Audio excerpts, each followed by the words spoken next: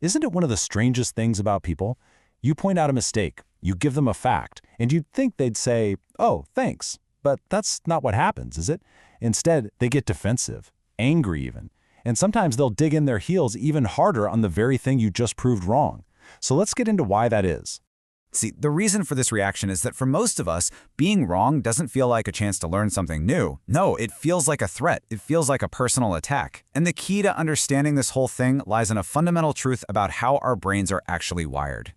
And here it is, the big idea. Your brain's number one job isn't to be a perfect, truth-seeking machine. Its primary, number one with a bullet job is psychological self-preservation. It is built to protect the story you tell yourself about who you are, your identity. And this whole defensive dance is driven by one of the most powerful ideas in all of psychology. It's a little thing called cognitive dissonance.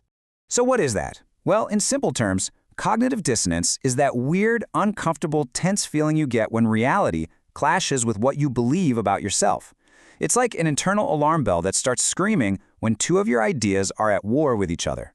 Let's make this super simple. Imagine you see yourself as a smart, capable person. That's your self-image. But then, bam, a conflicting reality hits you. You just made a really, really dumb mistake. That clash, that mental friction right there, that is cognitive dissonance. And your brain absolutely despises that feeling. So when that tension hits, your brain basically has two choices. Option A, the hard path. You accept the truth. Now this takes humility, it can be pretty painful, and it forces you to actually change. Then there's option B, the easy path. You protect the ego. All this requires is a little denial and a couple of good excuses. So, which path do you think most of us take most of the time? And this really gets to the heart of it all. People don't reject facts because they're stupid.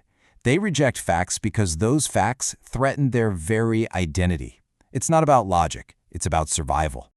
All right, let's move from the theory to a powerful, real-world case study to see just how this plays out when the stakes are incredibly high. Let's talk about the Great Smoking Denial. So, think about this timeline. By the 1950s, the science was crystal clear. In 1964, the government itself issued a massive warning. And yet, well into the 70s and even beyond, millions of people just kept smoking. This created this huge gap between a known, deadly fact and what people were actually doing. And this is the central puzzle, right?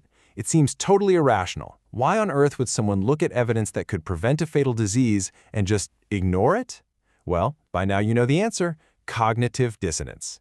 And the brain's defense mechanism sounds a lot like this. You've heard it, right? This is a classic rationalization. It's a convenient little story the brain creates to get rid of that awful, nagging discomfort of thinking, hey, this thing I enjoy every single day might actually be killing me. Because that's the painful truth, isn't it? To accept the science, a smoker had to look in the mirror and admit, I have been actively harming my own body. I mean, that creates so much guilt and fear. So the brain chooses the easier path. It attacks the information. It's just way less painful to doubt the science than it is to doubt yourself. Okay, so let's zoom out from that one case study and look at the different tools, the different weapons the ego uses to fight back against these uncomfortable truths. And rationalization is probably the brain's favorite weapon. I mean, just think about junk food. We all know we should eat healthy. But the second that dissonant behavior happens, we reach for the cake, the brain manufactures these perfect little excuses. These aren't really explanations. They're psychological shields to protect us from the real truth, which is, I'm not living up to my own values. Now, this whole thing gets even more complicated because our beliefs are often social. We don't just hold beliefs as individuals. We belong to belief systems. Political parties, cultural groups, you name it. So when someone challenges your idea, your brain doesn't just hear a logical debate. It hears an attack on your tribe.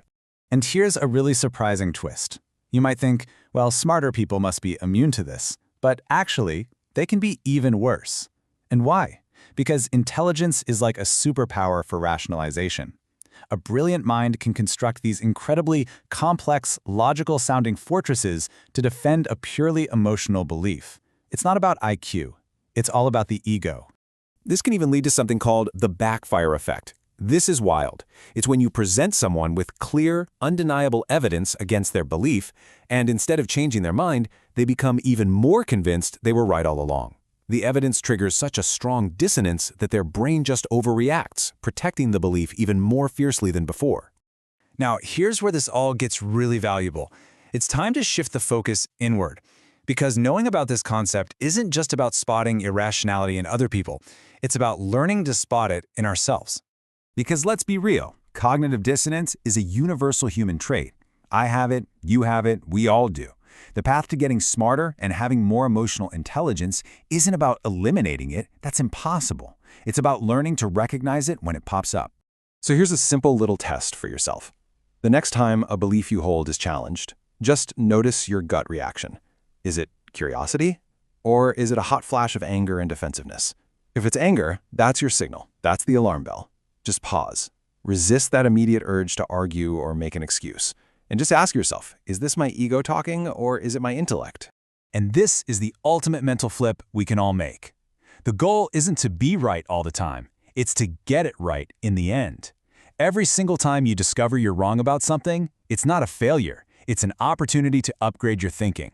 The truth doesn't actually hurt your brain. It only hurts your ego. So the final question is pretty simple. Which one are you more interested in protecting?